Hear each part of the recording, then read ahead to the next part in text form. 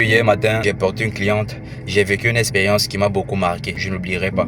Elle allait à Makepe. C'est-à-dire qu'on arrive quelque part et elle dit s'il te plaît, essaie un peu de garer pour que je prenne une cigarette. Elle avait vu un kiosque de Colbox où on vendait la cigarette et tout. Je me suis tourné, j'ai regardé la dame, j'ai dit Tchaï, mais tu fumes la cigarette comment? C'est-à-dire qu'une jeune dame, propre, jolie, friquée, greffe, ça dit que quand tu vois la greffe, même tu sais que non, ça là même ça peut payer ton loyer même 2 mois, même 3 mois, même 4 mois même.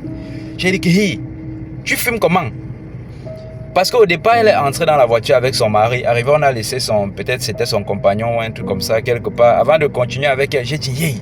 Ça dit que j'ai regardé la fille sur ça, je me suis dit que mais elle était heureuse et tout. Pourtant elle fume. Tu fumes comment? Elle dit que non, depuis là derrière, je supporte seulement, j'ai très envie de fumer. J'ai dit, madame, c'est où on a commencé à discuter et tout.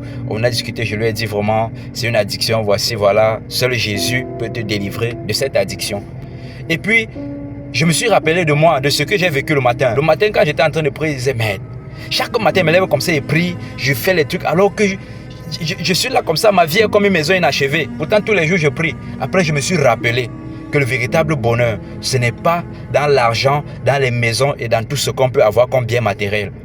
Seulement le simple fait d'avoir la paix du cœur, d'avoir la conscience tranquille, ne pas être obligé de fumer, ne pas être obligé d'utiliser des addictions pour noyer sa conscience, c'est une grande bénédiction de l'Éternel. C'est une grande bénédiction de l'Éternel, frère. Seulement le fait de te lever comme ça, tu n'es pas obligé de prendre une cigarette, de tirer la chicha jusqu'à ce qu'on te confond même à un tuyau d'échappement. Seulement le simple fait de ne pas prendre ces stupéfiants pour noyer ta conscience. Non, c'est une grande bénédiction de l'Éternel. Les gars, même si c'est chaud n'importe comment, ne laissons pas Jésus, gars. Même si c'est fort sur toi n'importe comment, bro, même si on va tomber 1000 fois, on va se relever, on ne va pas lâcher Jésus. On ne va pas lâcher Jésus. On va lâcher Jésus pour aller où, papa? Que cette année 2026 soit une année de grands accomplissements pour nous, gars. Et que ça nous permet de réaliser combien Dieu est bon. Que Dieu vous bénisse, les gars. On est ensemble.